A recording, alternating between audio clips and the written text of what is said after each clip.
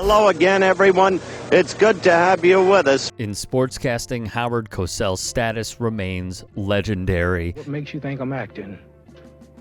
And with that final stage of the act, He was a gifted presenter who went toe-to-toe with Muhammad Ali. I'm one of the best in boxing. Just one of the best. Right. So you have changed. I'm just being myself, Howard. I'm letting you do all the talking and popping off now.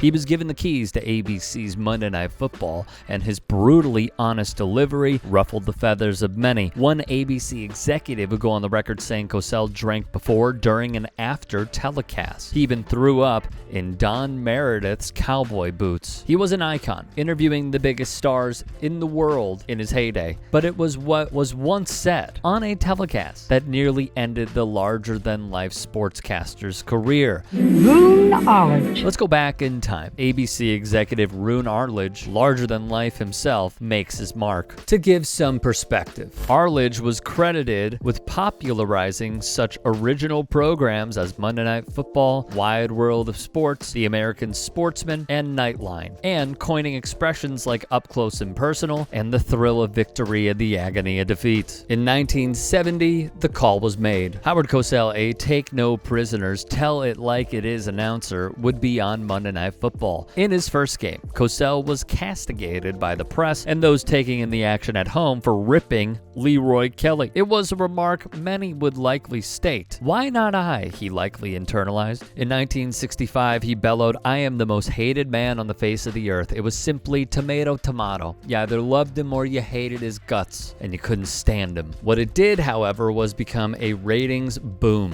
Within a year, Monday Night Football had a weekly audience of nearly 30 million and would become the longest-running primetime show in television history. Then came 1983. Washington player Alvin Garrett caught a pass in the first half against in-division rival the Dallas Cowboys. Cosell on the call would make the gaffe. He would refer to Garrett as "that little monkey" in front of a live television audience. The Washington Post would print, after watching Garrett, a Washington wide receiver, make a darting run after a catch, Cosell exclaimed, quote, "That little monkey gets loose, doesn't he?" When Howard first defended himself, claiming he hadn't even made the Alvin Garrett comment, I believe he really didn't know that he'd said it. And Cosell, a racist?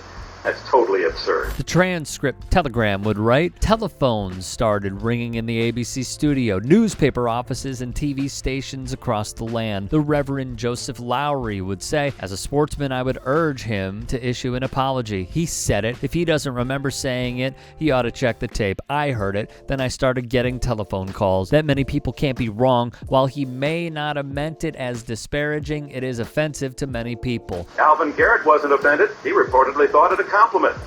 Goodness, we do seem so eager to criticize and yet so reluctant to acknowledge the good things that are reported. Cosell would apologize profusely. The public were enraged, but accepted it. Garrett would recall, "We had to send out a statement to the press. If he had a downside in his career, that was it." The Post would reflect, as Cosell was denounced for what some viewed as a racist comment, Cosell met with Garrett. Garrett said then, as he does now, that the comment did not bother him. After the publication of his 1985 book, I Never Played the Game, which featured uncomplimentary portraits of some of his former colleagues at ABC, the network dropped his sports beat program, ending his presence on television. He returned to radio until he retired from broadcasting in 1992, 6 months after surgery to remove a cancerous chest tumor. Cosell was posthumously awarded a Sports Emmy for lifetime achievement.